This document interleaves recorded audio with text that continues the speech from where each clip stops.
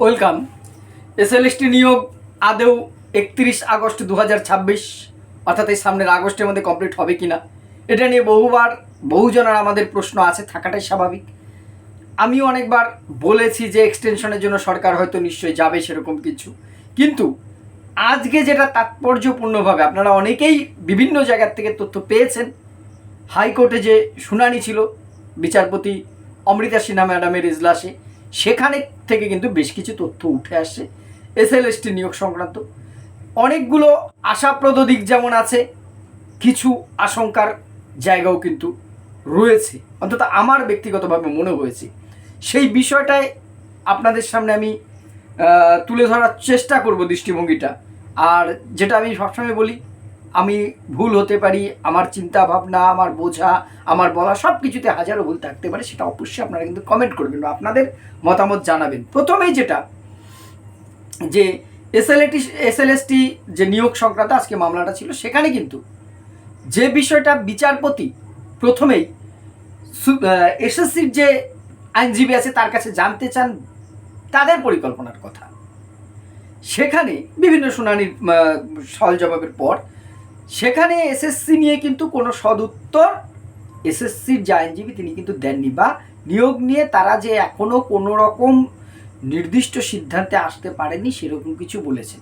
এবং তা সবচেয়ে যেটা ইঙ্গিত তারা দিয়েছেন, যে কথাটা অনেকবার আগেও বলেছি, যে রাজ্য সরকার বা এসএসসি তারা সুপ্রিম কোর্টে যাওয়ার চিন্তাভাবনা করছে এক্সটেনশন করার জন্য। এক্সটেনশন কি? 31 আগস্ট 2026 অর্থাৎ আর ঠিক 1.5 মাস টাইম আছে আমাদের এই এসএলএসটি-2 নিয়োগটার যে গাইডলাইন বা সময় দিয়েছিল সুপ্রিম কোর্ট, এর মধ্যে সেটা আমরা জানি 31 ডিসেম্বর 2025 ছিল, সেটা আগের সরকার গিয়েছিল তখন একটাই 8 মাসের সময় দিয়েছিল 31 আগস্টের মধ্যে, সেইটা আবার চাবে। এইবার সেখানে কি হবে না হবে সেটা পরে আসছি, সেটা তো অনুমান সাপেক্ষ।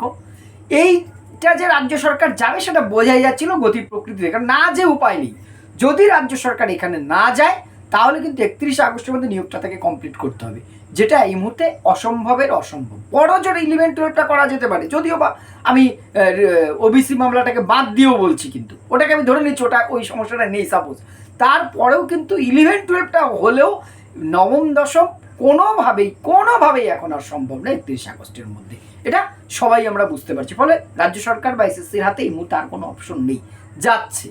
সেই জন্যই কিন্তু বিচারপতিও আজকে কোনো নির্দেশ বা কিছু না দিয়ে আগামী 3rd যে 2 সপ্তাহ সময় আছে 3rd আগস্ট আবার এই মামলা শুনবেন, বা এই মামলার শুনানি হবে আমাদের কলকাতা হাইকোর্টে, এটা বলেছে।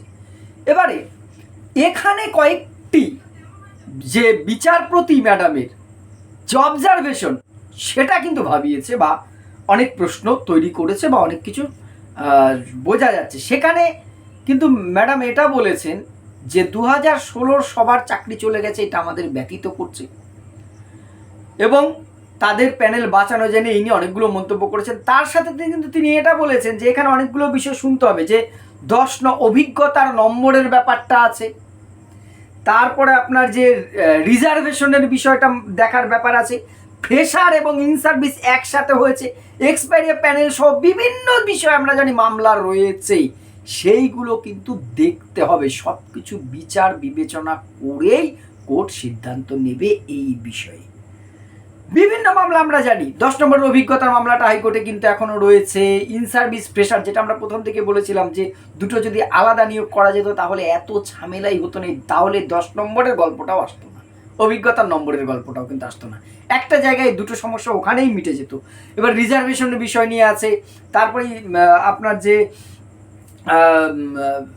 এক্সপায়ারি প্যানেল সহ বিভিন্ন মামলা রয়েছে, এই মামলাগুলো কিন্তু আপাতত 2 সপ্তাহ আর বিচারপতি এগুলো শুনছেন না, এই বিষয়গুলো দেখা হবে। কিন্তু যেহেতু সুপ্রিম কোর্টে রাজ্য সরকার যেতে চাইছে বা এসএসসি যেতে চাইছে সময় কেনার জন্য আরও একটু, তাহলে নিয়োগটার বিষয়ে আমরা এখান থেকে যেটুকু বুঝতে পারছি, নিয়োগটা কোন পথে হবে সেটা কিন্তু এখনও স্থায়ী সমাধান খুঁজে পায়নি। কারণ এই নিয়োগের এই মুহূর্তে সবচেয়ে বড় গলার ফাঁদ হয়ে দাঁড়িয়েছে কিন্তু ওবিসি রিজার্ভেশন, কোন পথে যাবে এবং যে পথে আগামী মামলা কিন্তু রেডি হওয়ার একটা সম্ভাবনা রয়েছে। আমরা চাই মামলা না হয়ে নিয়োগটা হোক, সেটা আমি ব্যক্তিগতভাবে তো চাই, সেটা অনেক সময় আপনাদের সামনে বলেছি, আপনারাও চান, কিন্তু আপনি বা আমার চাওয়ার উপরে সব কিছু নির্ভর করবে না।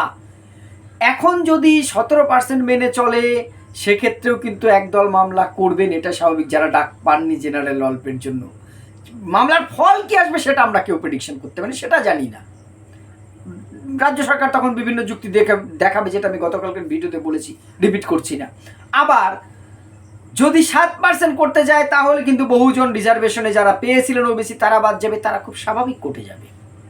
ফলে এই মুহূর্তে কিন্তু জটে আটকাতে চলেছে। জানি না, এর নিশ্চয়ই কোনো পথ বেরোবে, খুব দ্রুততার সাথে নিয়োগ হোক, সেটা আমরা চাইব। এইবার দেখুন একটা জিনিস, এই 31 আগস্টের যে বিষয়টা সুপ্রিম কোর্টে যাচ্ছে, হয়তো সময় দেবে, ধরে নিচ্ছি, সাপোজ হবে না, হয়তো সেটা না হোক, আমিও চাই। যদি সুপ্রিম কোর্ট এক্সটেনশন না করে যে না আর সময় দেওয়া যাবে না, ভাবুন তো 2016 যে সমস্ত শিক্ষক শিক্ষিকারা যোগ্য রয়েছেন তাদের অবস্থাটা কি দাঁড়াবে। তাদের কিন্তু বেতন বন্ধ হয়ে যাবে। ফলে এমনি তো সার্ভিস কন্টিনিউশন কি হবে না হবে সেটা নিয়ে এই মুহূর্তে কোনো মন্তব্য করছি না, যদি সেগুলো কিন্তু সবই বন্ধ হয়ে যাবে। ফলে একটা কিন্তু খুব বিশৃঙ্খল পরিস্থিতি তৈরি হবে, যেটা গ্রুপ সিডির ক্ষেত্রে হয়েছে। চোর অযোগ্যগুলোর জন্য যোগ্য যারা ছিলেন তারাও কিন্তু বেতন পাচ্ছেন না দীর্ঘদিন ধরে। ভাবুন তাদের অবস্থাটা কি অসহায়তার মধ্যে কাটছে। আপনি কোনো রকম দুর্নীতি সাথে যুক্ত না হয়ে টাকা না দিয়ে চাকরি পেয়েছেন, বহুজন যোগ্য ছিল, এটা প্রথম থেকে আমি অন্তত এটা বিশ্বাস করি এবং এটা সঠিক যে সবাই অযোগ্য কোনো দিনই ছিল না। যে বাজারে হয়তো আপনি টাকা ছাড়া চাকরি পেয়েছেন, চোরগুলোর জন্য আপনাকেও যদি বেতন, আমাকেও যদি বেতন বন্ধ করতে, খুব স্বাভাবিক, তাদের কথাটা ভেবে খুব কষ্ট হয়। সেইটা কিন্তু 16 ইন সার্ভিসদের ক্ষেত্রে হবে। এবার দেখুন বিভিন্ন প্রশ্ন উঠছে, 10 নম্বর অভিজ্ঞতা নিয়েও যারা প্যানেলে আসেনি 16 যোগ্য শিক্ষক, তারাও কিন্তু একটা আশঙ্কার মধ্যে রয়েছেন। যদিও ওবিসি বাতিল হয়, তাহলে কিন্তু 2016 ইন সার্ভিসদের একটা বড় অংশ এই প্যানেল থেকে আবার বাদ চলে যাবে, ওবিসি যদি 17 থেকে 7 আসে। আবার বহু জেনারেলরা ডাক পাবে। এবার অনেকে আমাকে বলছেন স্যার আপনি যেমনভাবে বলছেন জেনারেলদের বিরুদ্ধে, আরে বাবা আমার বলার ওপরে তো কিছু নির্ভর করছে না, এটা আপনারা, আমি ফ্যাক্টটা তুলে ধরছি। আমি নিজেও জেনারেল ক্যাটাগরিতেই চাকরি পেয়েছি। আমি রিজার্ভেশনের পক্ষে বিপক্ষে বলবার জন্য আজকের ভিডিওটা কোনো এক সময় নিশ্চয়ই সেটা নিয়ে বলবো, কিন্তু আমার চাওয়া বা আমার বলা, আপনার চাওয়া বা আপনার বলার ওপরে সব কিছু নির্ভর করছে না। এখন এখানে রাজ্য সরকারের ওপর অনেক কিছু নির্ভর করছে, আর কিন্তু নির্ভর করছে কোর্টের উপরে। এবার এখানে একটা প্রশ্ন কিন্তু আজকে উঠছে, এই রাজ্য সরকার কিন্তু গঠিত হয়েছে 2 মাস পার হয়ে গেছে, এই এতদিন পর কোর্টে যে বলছে আমরা ভাবছি, এটা কিন্তু হতাশাজনক।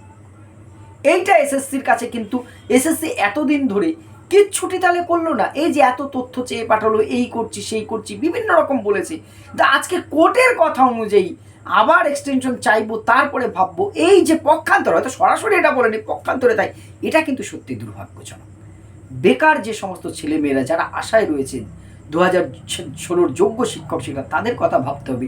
এইটা না মিটলে, পরবর্তী এসএলএসটি না আসলে, আমাদের যে সমস্ত ভাই বোনেরা পড়াশোনা করছে, বিএড করে বসে আছে, বিভিন্ন সাবজেক্টে মাস্টার্স করে, গ্র্যাজুয়েশন করে প্রিপারেশন নিচ্ছে, তাদের অবস্থাটা কোথায় যেয়ে দাঁড়াবে, এগুলো ভাবলে কিন্তু শিউরে উঠতে হচ্ছে, আশঙ্কার কানবেগ দেখছি। তবে দিন শেষে এটাই চাইব, এই কালো মেঘ দূর হোক, আবার সেই দীর্ঘ অপেক্ষা যেন না করতে হয়, এসএলএসটির এই ঝামেলাটা দ্রুততার সাথে মিটে নিয়োগটা হোক এবং তারপরে এসএলএসটিটা আসুক।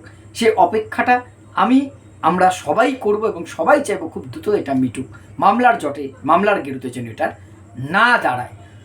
এবার জানি না কি হবে ভবিষ্যৎ, এখনও আমি আশার আলো দেখব, অপেক্ষা করব, পজিটিভলি আমি ভাবছি নিশ্চয়ই ভালো কিছু হবে।